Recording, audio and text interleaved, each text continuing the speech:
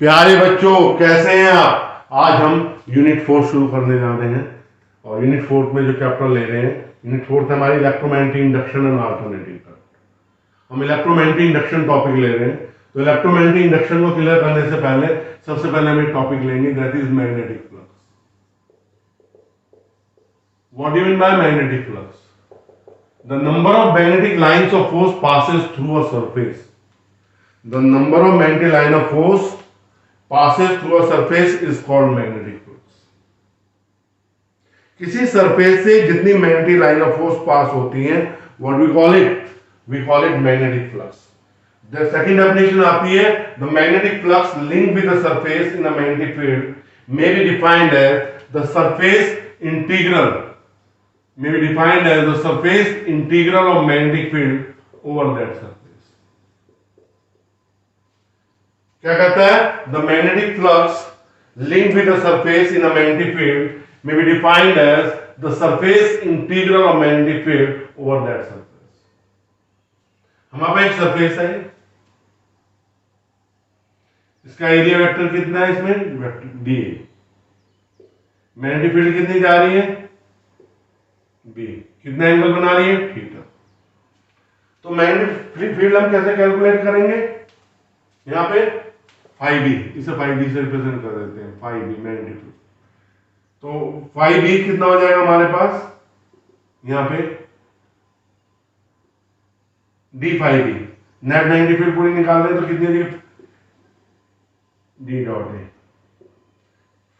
Phi, that is B D A cos theta. B cos theta बाहर आ गया, that is surface integral of D ए।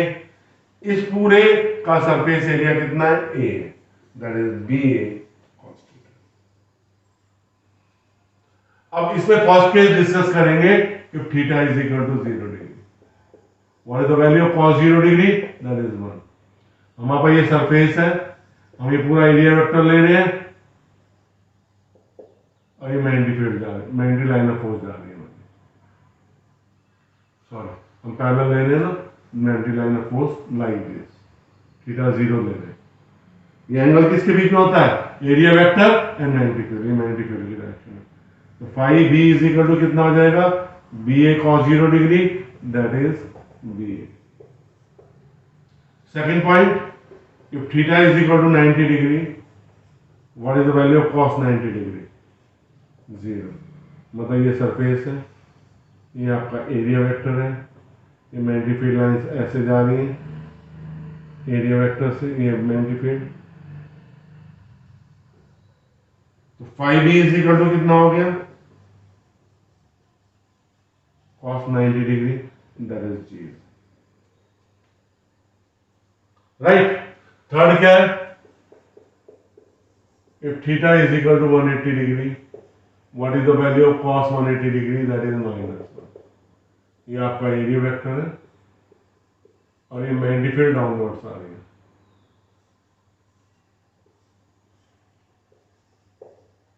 तो phi B is equal to कितना हो जाएगा? B A cos 180 degree, that is -B A. इसका मतलब magnetic flux क्या है? पॉजिटिव भी हो रही है, नेगेटिव भी हो रही है और 0 भी हो रही है। तो मैग्नेटिक फ्लक्स कैसी क्वांटिटी है? That is scalar quantity.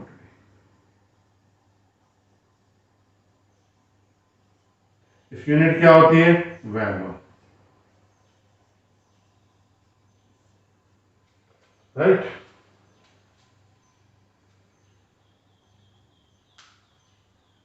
और सीजीएस यूनिट इसकी होती है, एमकेएस यूनिट क्या? वेबर है, और सीजीएस यूनिट इसकी क्या है? मैक्सवेल।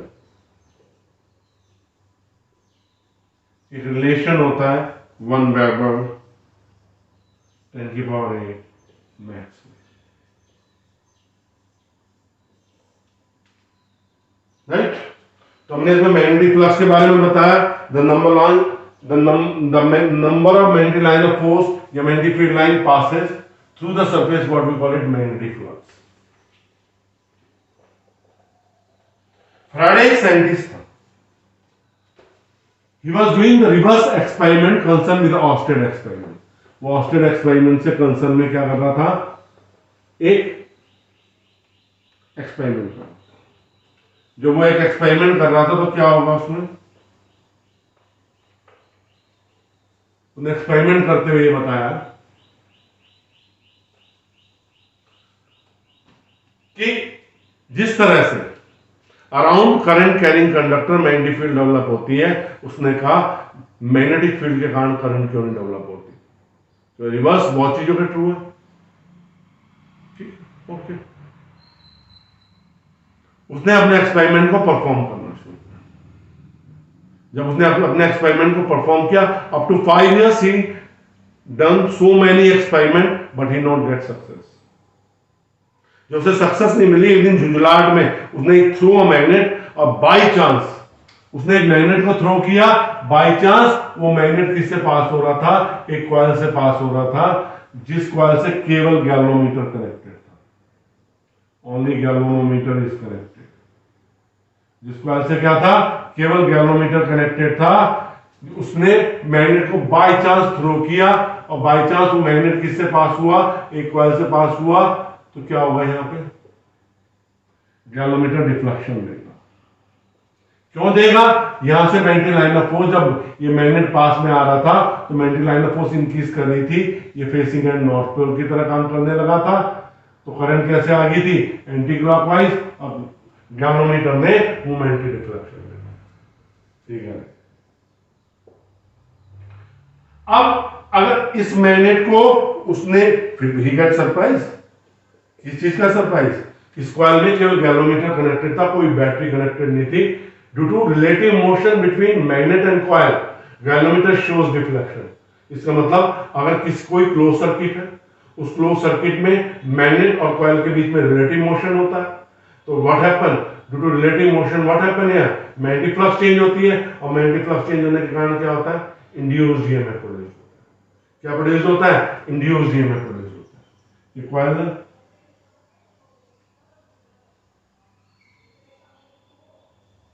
राइट। ये अब मैग्नेट को दूर ले जा रहे हैं। जब मैग्नेट को दूर ले जा रहे हैं तो मैग्नेटिक लाइन ऑफ फोर्स कैसी हो जाएंगे, हल्के हो जाएंगे। ये कैसा, तो गैल्वेनोमीटर ये जब दूर जाएगी तो कौन सा पोल डेवलप हो जाएगा, साउथ पोल, और ये आ गया आपका गैल्वेनोमीटर ने मोमेंट की reflection they the, figure the. Whenever there is a relative motion between the magnet and coil is in closed circuit, then due to change in the magnetic flux, induced EMF is produced in the coil, due to which induced current flow in the circuit that show momentary deflection, and this phenomena is called electromagnetic induction. जब किसी magnet और coil के बीच में relative motion होता है और coil एक क्लोज सर्किट में जिसमें गैल्वेनोमीटर कनेक्टेड है, तो what happen, due to relative motion magnetic flux change होती है। Due to change in magnetic flux क्या प्रोड्यूस होता है, इंड्यूस्ड ईएमएफ प्रोड्यूस होता है, और इंड्यूस्ड ईएमएफ क्या फ्लो कराता है, सर्किट में करंट को फ्लो कराता है। ये करंट तब तक फ्लो करती है जब तक there is a relative motion between magnet and coil. अब फैराडेज के दो लॉज थे, Faraday's laws of electromagnetic induction, Faraday's laws of electromagnetic induction. क्या थे फैराडे के लॉ ऑफ इलेक्ट्रोमैग्नेटिक इंडक्शन, उन्होंने कहा whenever there is change in the magnetic flux, whenever there is a change in the magnetic flux, induced EMF is produced. This induced EMF remain कब तक रहेगा, जब तक there is a relative motion between magnet and coil is there. फिर क्या कहता है, this induced EMF is directly proportional to negative rate of change of magnetic flux. पहला क्या था, उसने कहा whenever there is a relative motion between magnet and coil, due to which there is a change in the magnetic flux, induced EMF is produced. ये induced EMF तब तक रहेगा जब तक magnetic flux में change होगा।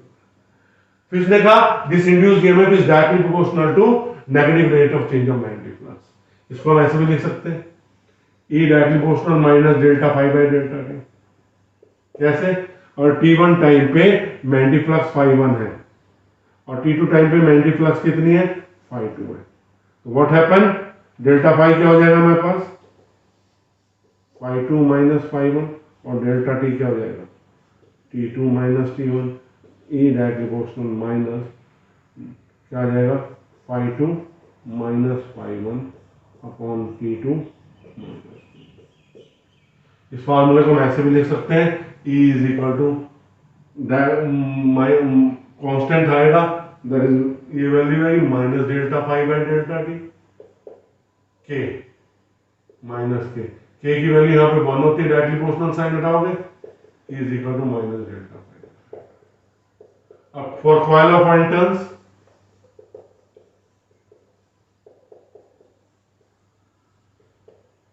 E is equal to minus n delta phi by.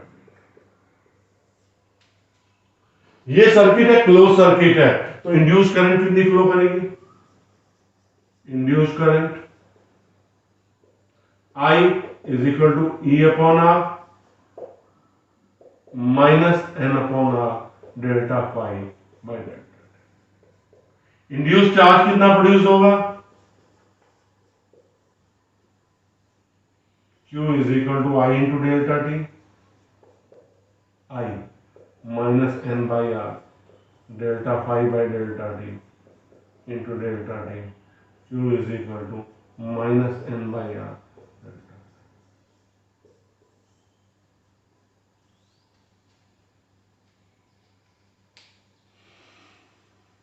कोई दिक्कत हमने सीधे सीधे इंड्यूस करंट निकाल ली इंड्यूस चार्ज निकाल लिए कोई प्रॉब्लम नहीं। अब हम लेंज लॉ की बात करें। लेंज लॉ क्या कहता है जिस थाली में खाओ उसी थाली में छेद करो। अब हम यहां पे लेंज लॉ की बात करें मतलब जिस कॉज के कारण सर्किट में induce current induce EMF produce होता है वो उसी कॉज को अपोज करता है। Due to what cause the induce current और induce EMF arise in the circuit it opposes that cause that is Lenz. हमें प्रूव करना है Lenz law is not violating the law of conservation of energy. Lenz law is not violating the law of conservation of energy. कैसे हम north pole को पास ला रहे हैं coil पे galvanometer, जब गैलोमीटर के पास ला रहे हैं नॉर्थ पोल को तो क्या होगा इसमें नॉर्थ पोल को पास लाने पे मैग्नेटिक फ्लक्स लाइंस इंक्रीज करेंगे। इंक्रीज करने से फेसिंग एंड क्या हो जाएगा नॉर्थ पोल हो जाएगा और नॉर्थ पोल एक दूसरे को क्या करेंगे रिपेल करेंगे। क्या करेंगे वो रिपेल करेंगे। जब ये रिपेल करेंगे due to repulsion what happen अगर मुझे मैग्नेट को और पास लाना है I have to do work done against the repulsive force. This work done is stored in the form of electrical energy which show movement which क्या करेगा जो गैलोमीटर डिफ्लेक्शन। जब मैं किसी मैग्नेट के नॉर्थ पोल को कॉइल के पास ला रहा हूं कॉइल का फेसिंग एंड नॉर्थ पोल की तरह काम करने लग रहा है। इन दोनों के बीच में कैसा फोर्स काम कर रहा है फोर्स ऑफ रिपल्सन काम कर रहा है। अगर मुझे मैग्नेट को और इसके क्लोज लाना है what I have to do I have to do work done against the repulsive force. ये वर्क डन किस फॉर्म में स्टोर हो रहा है इलेक्ट्रिकल एनर्जी जो कहां से प्रेजेंस हो रही है गैलोमीटर के डिफ्लेक्शन से प्रेजेंस। अब मैं मैग्नेट को नॉर्थ पोल को दूर ले जा रहा हूं दूर ले जाओ मैग्नेटिक लाइन ऑफ फोर्स क्या कर रही है डिक्रीज कर रही है। जब magnetic line of force decrease कर रही है तो क्या होगा मैग्नेटिक लाइन ऑफ फोर्स के डिक्रीज करने से क्या होगा ये नॉर्थ पोल कम दूर तो ये साउथ पोल की तरह काम करेगा। अब इन दोनों के बीच में क्या होगा force of attraction. What is there is a force of attraction. इस फोर्स ऑफ अट्रैक्शन के कारण क्या होगा इस फोर्स ऑफ अट्रैक्शन के कारण क्या होगा मुझे work done against force of attraction करना पड़ेगा और दूर ले जाना पड़ेगा जो किस फॉर्म में आ रहा है वर्क इलेक्ट्रिकल एनर्जी के फॉर्म में। तो इस एक्सपेरिमेंट से प्रूव होता है Lenz law is not violating the law of conservation of energy. Lenz law is in according with the law of conservation of energy. बच्चों आपको मेरी वीडियो पसंद आ रही है तो लाइक जरूर करना शेयर भी करना अपने साथियों के साथ। अगर मेरे चैनल को सब्सक्राइब नहीं किया है तो सब्सक्राइब जरूर करना। बहुत बहुत धन्यवाद।